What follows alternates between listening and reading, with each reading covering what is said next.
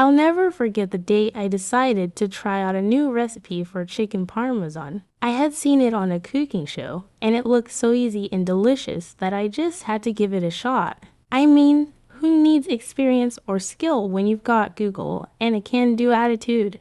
Right.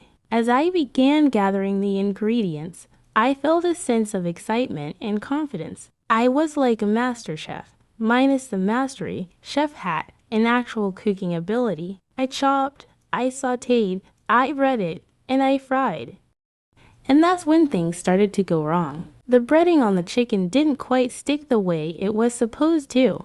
So I ended up with a bunch of naked chicken cutlets and a plate of loose breadcrumbs. I looked like I had been in a flour fight and lost. And the sauce, forget about it.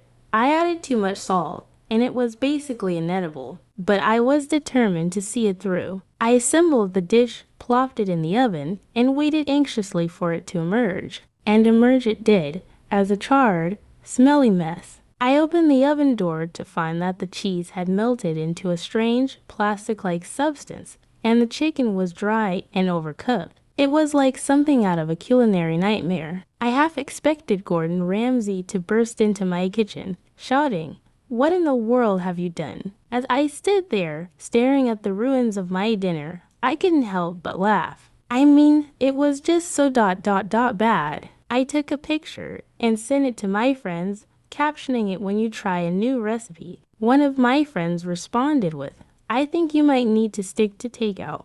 Another friend suggested that I should audition for a cooking disaster reality show. I'm pretty sure they were both right.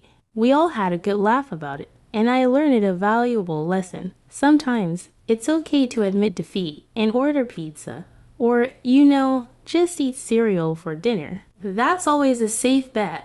As I scraped the remains of my failed dinner into the trash, I couldn't help but wonder what other culinary disasters lay ahead. But hey, at least I'll have some good stories to tell. Undeterred by my previous failure, I decided to try again. This time, I chose a recipe for beef and broccoli stir-fry. How hard could it be? Right.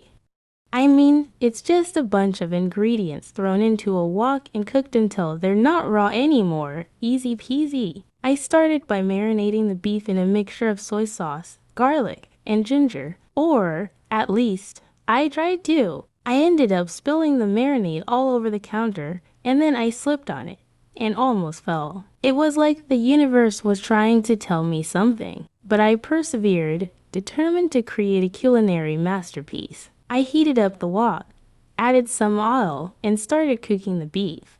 And that's when things started to go wrong. The beef was supposed to be cooked for 3 to 4 minutes, but I got distracted by a funny video on my phone and ended up cooking it for 10 minutes. It was like chewing leather. But hey, at least the broccoli was cooked perfectly. Oh wait, no it wasn't. I added too much water, and it ended up steaming instead of stir-frying. It was like eating green mush. I proudly carried the wok to the table, tripped on the rug, and spilled the entire contents all over the floor. It was like a culinary crime scene. My friends, who had gathered to witness my culinary prowess, gasped in horror. One of them, trying to be helpful, said, "Well, at least the floor is clean now." I stood there, staring at the mess, and couldn't help but laugh. Again, it seemed like I had a knack for turning cooking into a comedy routine. I guess I need to work on my stir-fry skills, I said, trying to salvage what was left of my pride. One of my friends,